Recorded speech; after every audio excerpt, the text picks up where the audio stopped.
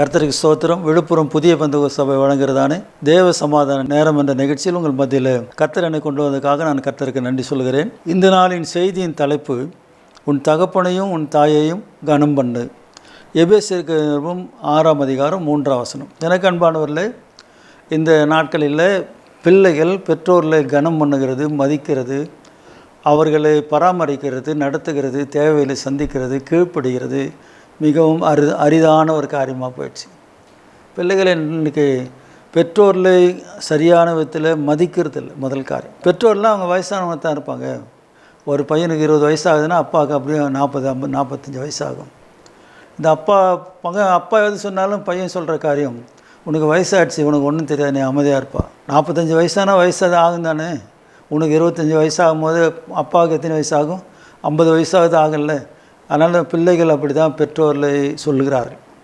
இது எல்லா இடத்துலையும் நடக்கிற ஒரு சம்பவம். அந்த வேதாம புஸ்தகத்தில் யாத்திராமத்தில் 20ஆம் அதிகாரம் 12ஆம் வசனத்தில், உன் ஆயுசு நாட்கள் நீடித்திருப்பதற்கு உன் தகப்பனையும் தாயையும் கனம் பண்ணு அப்படி ஒரு வசனம் சொல்கிறாரு. இதே வசனத்தை தான் எபேசியருக்கு 6ஆம் அதிகாரம் 3ஆம் வசனத்தில் சொல்கிறார். கர்த்தருக்கு ஸ்தோத்திரம். இன்றைக்கு பிள்ளைகளுடைய ஆயுசு நாள் நீடித்திருக்க வேண்டுமானால், இன்றைக்கு உலகத்தில் ஒரு பழமொழி சொல்லுவார்கள், மாதா வயிறறிய வாழான் ஒரு நாளும். தாய் பெற்ற தாய் அவர்கள் வயிறு எரிச்சலோடு ஒரு வார்த்தை சொல்லுவார்கள். ஆனால் அது தகப்பனார் சொல்லுவார். ஆனால் அந்த பிள்ளை எவ்வளவு சாமர்த்தியமான பிள்ளையாக இருந்தாலும் வாழறது ரொம்ப கஷ்டம். அதை அவங்கெல்லாம் அனுபவித்து தான் சொல்கிறாங்க. மாதா வயிறறிய ஒரு நாள் வாழான் ஒரு நாள்னுவாங்க. யாத்திரா புஸ்தகத்தில் 20ஆம் அதிகாரம் 12ஆம் வசனம், உன் தேவனாய் கர்த்தர் உனக்கு கொடுக்கிற தேசத்தில் உன் நாட்கள் நீடித்திருப்பதற்கு உன் தகப்பனையும் உன் தாயையும் கனம் பண்ணுவாயாக. கனம் பண்ணுன்னு சொல்கிறார். இன்றைக்கு அநேக குடும்பங்களில் இந்த கனம் பண்ணுகிறது கொஞ்சம் கொஞ்சமாக குறைந்து வந்திருக்கிறது. ஆண்டவர் இந்த நோவாவை இந்த பூமியில் அனுப்பும்போது நோவாவுடைய தகப்பனார் சொல்லுகிற வார்த்தை, கர்த்தர் சபித்த பூமியில் இவன் நம்மை தேற்றுவான் என்று சொல்லி நோவா என்று பெயர் வைத்தார். பிள்ளைகளை வளர்க்குறத எதிர்பார்ப்பு பெற்றோர்களுக்கு, இந்த பூமியில் நமக்கு உதவி செய்வான், நமக்கு சாப்பாடு போடுவான், நம்மை பாதுகாப்பான், கடைசி காலத்தில் நம்ம எடுத்து அடக்கமான். இதுதான் பெற்றோர்களுடைய எதிர்பார்ப்பு. இந்த எதிர்பார்ப்பை அநேக பிள்ளைகள் மறந்துடுறாங்க. கர்த்தருக்கு ஸ்தோத்திரம். இந்த எதிர்பார்ப்பு அநேக பிள்ளைகள் மறந்துடுறாங்க. நோவாவுடைய தகப்பனார் சொன்ன காரியத்தை நான் சொல்கிறேன் பாருங்கள். ஆதியாம் புஸ்தகம் 5ஆம் அதிகாரம் 29ஆம் வசனம், கர்த்தர் சமைத்த பூமியில் நமக்கு உண்டான வேலையிலும் நம்முடைய கையின் பிரயாசத்திலும் இவன் நம்மை தேற்றுவான் என்று சொல்லி அவனுக்கு நோவா என்று பெயரிட்டான். நோவாவுடைய தகப்பனாருடைய எதிர்பார்ப்பு, கர்த்தர் சபித்த பூமியில் நமக்கு உண்டான வேலையிலும் நம்முடைய கையின் பிரயாசத்திலும் இவன் நம்மை தேற்றுவான் என்று சொல்லி அவனுக்கு நோவா என்று பெயரிட்டான். ஒவ்வொரு பிள்ளைகளுடைய பெற்றோருடைய எதிர்பார்ப்பு, எங்களுடைய பிள்ளைகள், என்னுடைய பிள்ளைகள், என்னுடைய பெற்றோர், இந்த உலகத்தில் இருக்கிற ஒவ்வொரு பெற்றோர்களும் ஒவ்வொரு பிள்ளைகளுடைய எதிர்பார்ப்பும், இன்றைக்கு பிள்ளைகளாக இருக்கிறவங்க தான் நாளைக்கு பெற்றோர்களாக மாற போகிறாங்க. அது மறந்துடக்கூடாது. இன்றைக்கு பிள்ளைகளாக இருக்கிறவங்க நாளைக்கு எப்படி மாற போகிறாங்க? தாயும் தகப்பனும் பெற்றோராக மாற போகிறாங்க. அதனால் இந்த பிள்ளைகளுடைய பெற்றோருடைய எதிர்பார்ப்பு, இந்த பூமியில் நம்மை காப்பாற்றுவான், வயசான காலத்தில் நமக்கு சாப்பாடு கொடுப்பான், நமக்கு உண்டான எல்லா காரியம் செய்வான், கடைசி காலத்தில் நம்ம என்ன செய்வான், இந்த காரியமெல்லாம் செய்வான் என்று சொல்லி தான் அவன் பெற்றோர்கள் பிள்ளைகளை வளர்க்குறாங்க, ஆளாக்குறாங்க. அது காலாகாலமாக நடந்து கொண்டு வருகிற காரியமாக இருக்குது. கர்த்தருக்கு ஸ்தோத்திரம். இதில் மாற்று கருத்தே கிடையாது. எபேசியருக்கு நிருபத்தில் அப்போஸ்தலனாகிய பவுல் சொல்லும்போது 2 காரியத்தை இன்னும் கூடுதலாக சொல்கிற காரியத்தை நாம் பார்க்குறோம். 6ஆம் அதிகாரம், எபேசியர் 6ஆம் அதிகாரம் 1ஆம் வசனத்திலே வாசிக்கிறேன். பிள்ளைகளே, உங்கள் பெற்றாருக்கு கர்த்தருக்குள் கீழ்ப்படியுங்கள், இது நியாயம். யாருக்கு கீழ்ப்படியணுமா? பெற்றாருக்கு. நிறைய பிள்ளைகள் என்ன செய்வாங்கன்னா, அப்பாவை நேசிப்பாங்க, அப்பா சொல்கிறத கேட்பாங்க, அப்பா மேலே அன்பாக இருப்பாங்க, அம்மா சொல்கிறத கேட்க மாட்டாங்க, அம்மாவை மதிக்க மாட்டாங்க, அம்மா மேலே அன்பாக இருக்க மாட்டாங்க. இது அநேக குடும்பத்தில். ஒரு சில குடும்பத்தில் பிள்ளைகள் அம்மாவை நேசிப்பாங்க, அம்மா சொல்கிறத கேட்பாங்க, அம்மா மேலே அன்பாக இருப்பாங்க, அப்பாவை வெறுப்பாங்க. இதுதான் நிறைய குடும்பங்களில் மாறி மாறி நடக்கிற ஒரு காரியமாக இருக்குது. ஆனால் வசனம் அப்படி சொல்லலை. பிள்ளைகளே, உங்கள் பெற்றாருக்கு கர்த்தருக்குள் கீழ்ப்படியுங்கள், இது நியாயம். உனக்கு நன்மை உண்டாயிருப்பதற்கும் பூமியில் உன் வாழ்நாள் நீடித்திருப்பதற்கும் உன் தகப்பனையும் உன் தாயையும் கனம் பண்ணுவாயாக என்பதே வாக்குத்தத்தமுள்ள முதலாம் கற்பனையாக இருக்கிறது. கர்த்தருக்கு ஸ்தோத்திரம். எனக்கு அன்பானவர்களே, பிள்ளைகள், இன்றைக்கு பிள்ளைகளாக இருக்கிற நீங்கள் நாளைக்கு பெரியவர்களாக மாறும்போது நீங்கள் பெற்றோர்களாக மாறுவீங்க. கர்த்தருக்கு ஸ்தோத்திரம். நீங்கள் பெற்றோர்களாக மாறும்போது உங்கள் பெற்றோர்களுக்கு நீங்கள் எதை செய்தீங்களோ அதுதான் நாளைக்கு உங்களுக்கு செய்யப்படும். கர்த்தருக்கு ஸ்தோத்திரம். உங்கள் பெற்றோர்களுக்கு நீங்கள் என்ன செய்கிறீங்களோ, உங்கள் பெற்றோரில் எந்த அளவுக்கு வேதனைப்படுத்துகிறீங்களோ, உங்கள் வேதனைப்படுத்திங்கன்னா நீங்கள் வேதனைப்படுவீங்க, உங்கள் பிள்ளைகளால் வேதனைப்படுவீங்க. மாற்று கருத்தே கிடையாது. நீங்கள் என்ன செய்கிறீங்களோ அது உங்களுக்கு செய்யப்படும். வினையை வைத்தவன் வினையை அறுப்பான், தினையை வைத்தவன் தினையை அறுப்பான். மரம் ஏதோ என்ன மரத்தை நடுறீங்களோ அந்த மரம் அந்த கனியை கொடுக்கும். நீங்கள் செய்கிறது உங்களுக்கு திரும்ப செய்யப்படும். ஆகவே நீங்கள் கொஞ்சம் கவனமாக இருங்க. பிள்ளைகள் இன்றைக்கு இந்த கம்ப்யூட்டர் காலத்தில் நீங்கள் வாழ்ந்து கொண்டிருக்கிறதுனால பெற்றோர்கள் ஒன்றும் படிக்காதவர்களாக இருக்கலாம், கம்ப்யூட்டர் நாலேஜ் இல்லாமல் இருக்கலாம், எந்த உலக அறிவு இல்லாமல் இருக்கலாம். ஆனாலும் அவர்கள் உங்களுடைய பெற்றோர்கள். அவர்களை மூலமாக கர்த்தர் உங்களை இந்த பூமியில் அனுப்பியிருக்கிறார். அதெல்லாம் மறக்கக்கூடாது. கர்த்தருக்கு ஸ்தோத்திரம். நம்முடைய ஆண்டவர் கூட சிலுவையில் மறிக்கிறதுக்கு முன்பாக, அவர் மறிக்கிறதுக்கு முன்பாக அவருடைய தகப்பன், உலக பிரகாரமான தகப்பனாகிய யோசேப்பு மறிச்சிட்டார். அதனால் தன்னுடைய தாய் மரியாளை தான் நேசித்த தன்னுடைய அன்பான சீசனிட்ட ஒப்பு கொடுக்குறார். இதோ உன் தாய், அதோ உன் மகள் என்று சொல்லி ஒரு அடைக்கலத்தை ஏற்படுத்தி வைக்கிறார். சாகும்போது கூட தன்னுடைய தாயை இயேசு கிறிஸ்து மறக்கவில்லை. இன்றைக்கு நிறைய பிள்ளைகள், ஆவிக்குரிய பிள்ளைகள் கூட அப்பா அம்மாவை அடிக்கிற பிள்ளைகள் இருக்கிறாங்க. ஆவிக்குரிய பிள்ளைகள் கூட அப்பா அம்மா குடும்பத்தை விட்டு வெளியே துரத்துறவங்க இருக்கிறாங்க.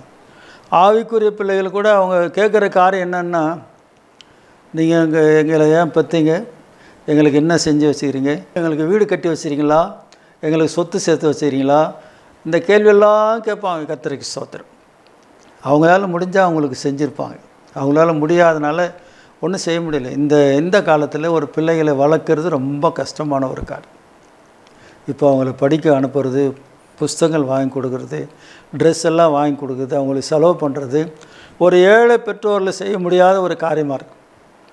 ஆனாலும் அவர்கள் அதையெல்லாம் செய்து அந்த பிள்ளைகளை வளர்க்குறாங்க.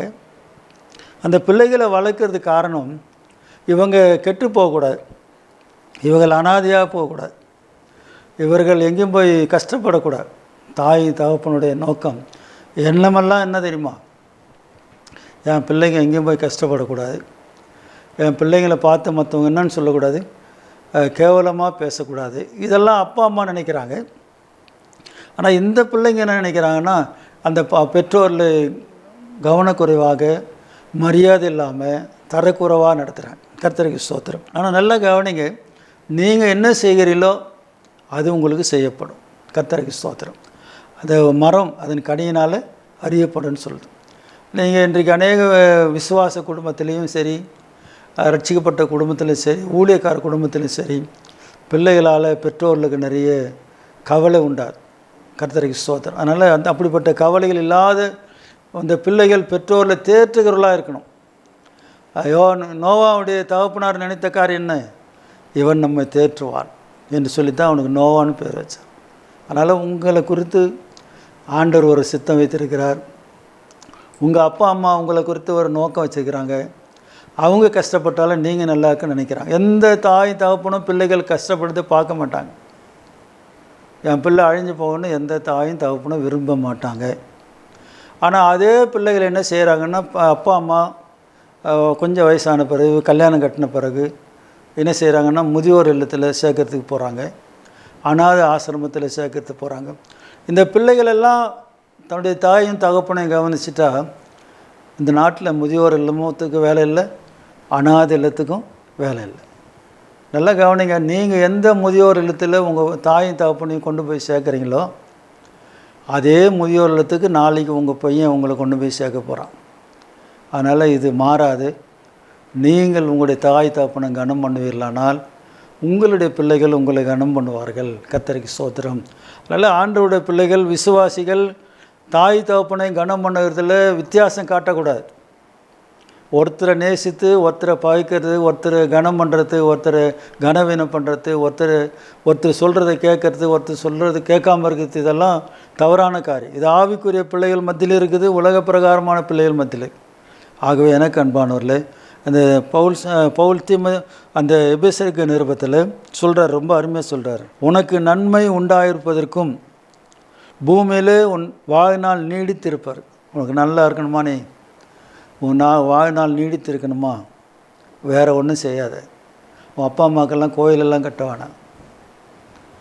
நீ கோயில் கட்டி அப்பா அம்மா கும்பிடுற பிள்ளைங்களும் இருக்கிறான், காலில் உதச்சி அப்பா அம்மா துன்பப்படுத்துகிற பிள்ளைங்களும் இருக்கிறான். கர்த்தருக்கு இதில் எந்த பிள்ளைங்க நல்ல பிள்ளைங்கன்னு நம்ம பார்க்கும்போது அது நமக்கு வேண்டாம். இந்த வசனம் சொல்கிறத கவனிங்க. உனக்கு நன்மை உண்டாயிருப்பதற்கும் பூமியில் உன் வாழ்நாள் நீடித்திருப்பதற்கும் உன் தகப்பனையும் உன் தாயையும் கனம் பண்ணுவாயாக என்பதே வாக்குத்தத்தம் உள்ள முதலாம் கற்பனையாக இருக்குது. அதனால் பிள்ளைகளை உங்கள் பெற்றோருக்கு நீங்கள் எல்லா காரியத்திலும் கீழ்ப்படிங்க, அவர்களை கனம் பண்ணுங்க, அவர்களை அலட்சியம் பண்ணாதீங்க, அவருடைய வார்த்தைக்கு கீழ்ப்படிங்க. உங்கள் வாழ்க்கை ஆசீர்வாதமாக இருக்கும். உன் நன்மை உண்டாயிருப்பதற்கும் பூமியில் உன் வாழ்நாள் நீடித்திருப்பதற்கும் உன் தாயையும் தகப்பனை, 2 பேரையும் சொல்கிறார், தாயையும் தகப்பனையும் கனம் பண்ணு. ஜெபம் பண்ணும். ஆண்டவர் இந்த வார்த்தைகளை ஆசீர்வதிப்பார். ஆண்டவரே, அருமையான இந்த நேரத்துக்காக நன்றி செலுத்துகிறோம். இந்த செய்தியை பார்த்து கொண்டு தம்முடைய பிள்ளைகள், விசேஷமாக வாலிப பிள்ளைகள் தங்களுடைய பெற்றோர்களை கனம் பண்ணவும், அவர்களை மதிக்கவும், அவர்களை அரவணைப்பாய் நடத்தவும், அவர்களுக்கு செய்ய வேண்டிய கடமைகளை செய்யவும் பரிசுத்த ஆவியான உதவி செய்யாண்டு. நோவாவை பெற்றோர் தகப்பனார் சொன்னது போல், இவன் நம்மை தேற்றுவான் என்று சொல்லி அவனுக்கு நோவா என்று பெயர் வச்சது போல், ஆண்டவரே உடைய பெற்றோர்கள் இந்த பிள்ளைகள் மூலமாக தேர்தல் அடைம்படி உதவி செய்யும். இந்த செய்தி ஆசீர்வதியும் தொடர்ந்து நடத்தும். கனம் துதி மகிமெல்லாம் உமக்கு தருகிறோம். இயேசுவின் நாமத்தில் கேட்கிறோம் பிதாவே, ஆமென். கர்த்தருக்கு ஸ்தோத்திரம். God bless you. கர்த்தர் உங்களை ஆசீர்வதிப்பார். பாதைகளில்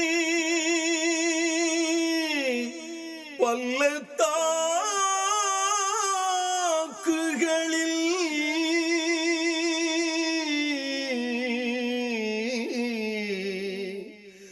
கடந்து வர கர்த்தர் உதவி செய்தார்.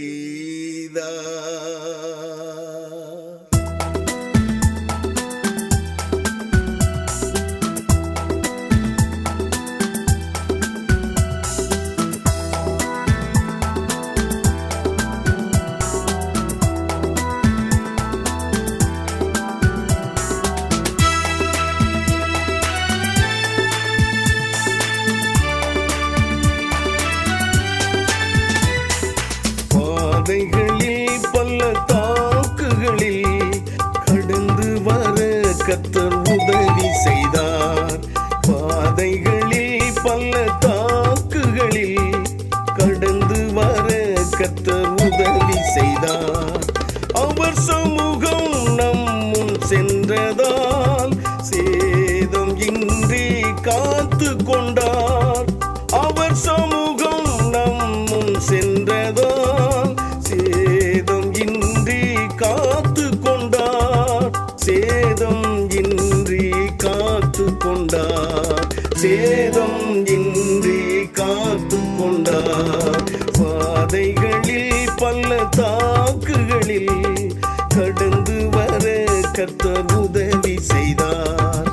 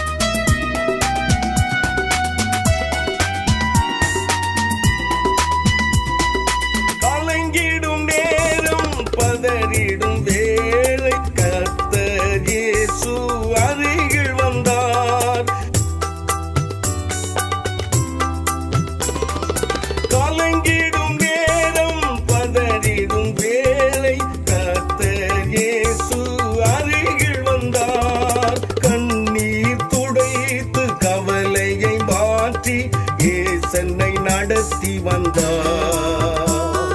கண்ணீர் துடைத்து கவலையை மாற்றி ஏசன்னை நடத்தி வந்தார்.